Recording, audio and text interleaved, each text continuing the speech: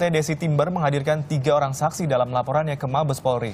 Laporan ini dalam kasus dugaan pengambil alihan saham PT Desi Timber saat Adnan Pandupraja menjabat sebagai Direktur Utama PT Desi Timber.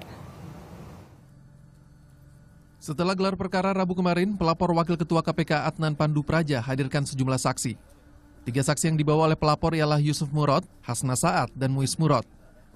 Selain menghadirkan saksi, pelapor juga membawa bukti berupa surat-surat dan juga akte perusahaan atas nama Adnan Pandupraja. Dalam kasus dugaan pengambil alihan saham ilegal, pelapor yang mewakili keluarga pemilik saham PT Desi Timber melaporkan pencurian saham Adnan Pandupraja pada 2006 saat menjabat Direktur Perusahaan Kayu di Berau, Kalimantan Timur. Kuasa saham PT Desi Timber ungkapkan perusahaannya rugi antara 200 hingga 300 miliar rupiah. Ia meyakini barang bukti yang antara lain berisi surat-surat dengan tanda tangan Adnan cukup membuktikan Wakil Ketua KPK ini bersalah.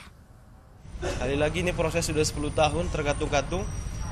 Murni keluarga saya, murni kriminalitas personal, tidak atas nama lembaga apapun. Kuasa hukum PT Desi Timber jelaskan, mereka melaporkan Adnan dan juga Indra warga dalam yang bekerja dalam satu kantor lembaga hukum dengan Adnan.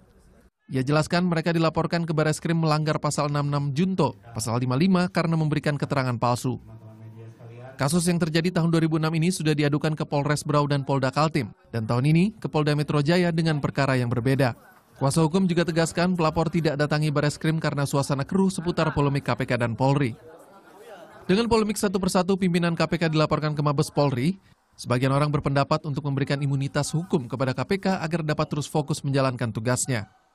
Namun pengamat hukum tata negara Andi Irman Putra Sidin berbeda pendapat. Saya kira tidak perlu ya, karena tidak ada yang kebal hukum. Kalau kita melekatkan imunitas terhadap sebuah lembaga negara yang kewenangannya bisa mencabut kebebasan warga negara, maka itu sama dengan kita menghidupkan kembali roh Fir'aun dalam tubuh lembaga negara tersebut. Menyerahkan sepenuhnya pada proses hukum adalah hal yang bijaksana bisa dilakukan, terutama sebagai warga negara yang taat hukum. Namun hukum yang tidak memihak dan tidak ada intervensi politik juga harus terus dikedepankan. Wibisono Notodirjo, Andi Setiawan melaporkan untuk NET.